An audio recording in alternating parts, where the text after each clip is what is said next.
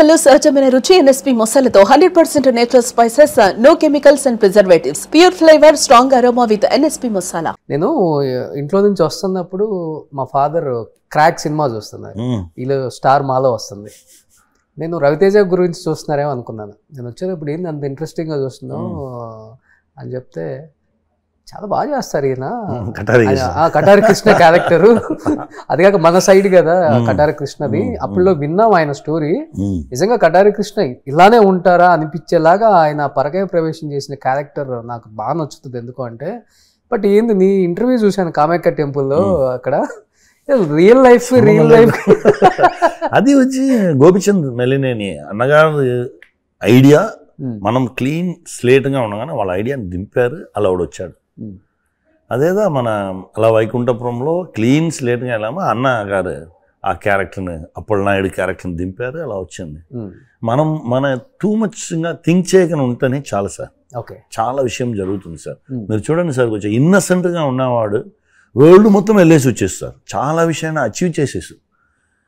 Too much brilliance ఉన్నారు చూడండి, వాళ్ళు ఏదో డొక్కులం పోయి నిలుస్తుంటారు సార్. అవును, అందుకే చెప్తాను, టూ మచ్గా థింక్ చేయకండి, కొంచెం ఇన్నసెంట్గా ఉండండి.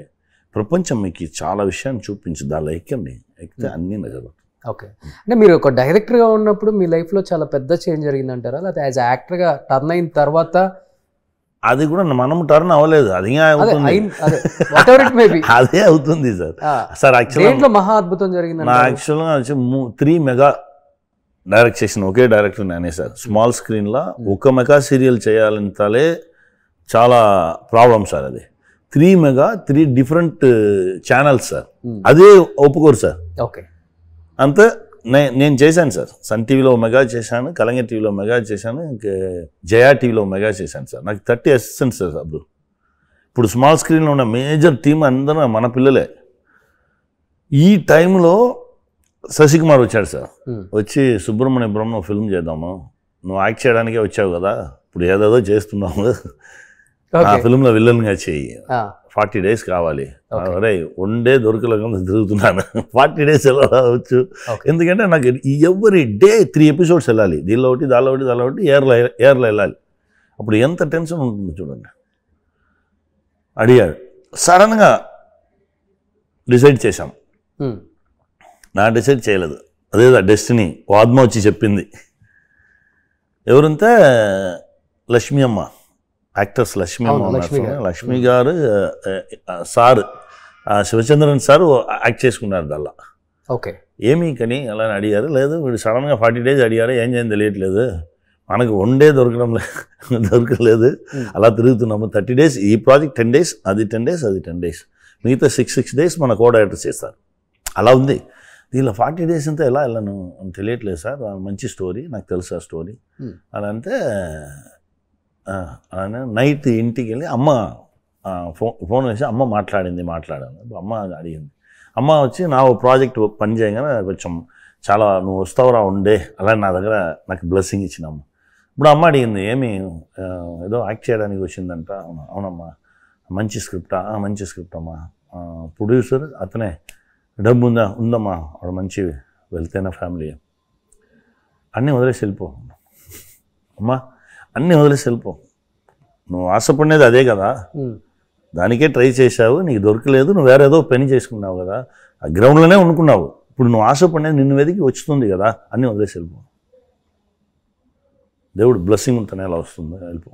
అమ్మ చెప్పే వినేవాళ్ళ.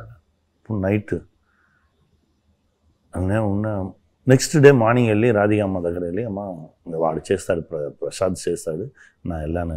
లేదు నువ్వు ఉండు, నువ్వు వెళ్ళేసిరా అమ్మ, వెయిట్ చేసి. లేదు అలా చేయకూడదు, ఇక్కడ చేయకుండా క్లీన్గా వెళ్ళాలి. వీడు చేస్తారు. ముగ్గురు కో డైరెక్టర్గా అల్లనే ఇచ్చేసి 1 hour సార్, ఎంటీ సార్, 0. అల్లనే వెళ్ళి దిండుగల్ వెళ్ళాను సార్, ఆ నమ్మకందా. ఓకే, 40 days షూట్ చేశాము. సుబ్రహ్మణ్యపురం వచ్చింది, సూపర్ డూపర్ హిట్. నెక్స్ట్ అల్లనే లైఫ్ మారింది. నాడోడిగల్ మనం ఆ స్క్రిప్ట్ని బడిగి ఉన్నది, వాడు యాక్ట్ చేశాడు, మనం డైరెక్ట్ చేశాం. నెక్స్ట్ ఫిల్మ్ వాడు డైరెక్ట్ చేశాడు, మనం లీడ్ చేశాము, ఈసన్. నెక్స్ట్ నా డైరెక్ట్ చేశాను, వాడు హీరోగా చేశాడు. ఇలా కంటిన్యూస్గా మారి 6 films చేశాం సార్. చూడండి ఎన్ని ఇయర్స్ అయిపోయిందో శంభో శివశంభో వచ్చి ఇప్పటికి ఆ ఇంపాక్ట్ అనేది ఆడియన్స్ మీద ఉంది, మన సినిమా చేతులు ఇండస్ట్రీ లేదు మీద సార్, కూడా ఉంది. మన చేతులు లేదు సార్. ఇప్పుడు ఆ టైంలో మనం డిసైడ్ చేసాం చూడండి, వీడు డిసైడ్ చేయడానికి దేవుడు ఒక వాయిస్ పంపించాడు చూడండి, నువ్వు వెళ్ళు అలాని కాన్ఫిడెంట్గా చెప్పారు చూడండి, ఇదన్నీదా డెస్టినీ.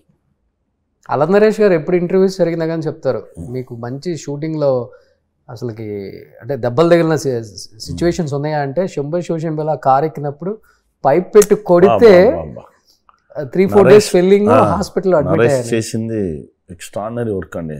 తమ్ముడు ఇంకా చాలా పని చేయాలి సార్ నరేష్తో, ఉంది చేస్తా. కానీ ఇక్కడ అట్మాస్ఫియర్ అంతా చూస్తుంటే మీ ఇంట్లో ఉన్నట్టే ఉందా ఫీలింగ్, బ్యాక్గ్రౌండ్ అంతా? ఇది ఇది ఇది చాలా పాష్ పెద్ద లైబ్రరీ, మన లైబ్రరీకి వచ్చాము, ఓకే మన సైజుకైనా లైబ్రరీ ఇది. వా ఎక్స్ట్రాడినరీ. నా ఇప్పుడు దీనికి కూడా వీడియో తీసుకున్నాను, ఇలాంటి లైబ్రరీ సెట్ చేద్దాము అలానే. ఓకే, ఇది బాగుంది.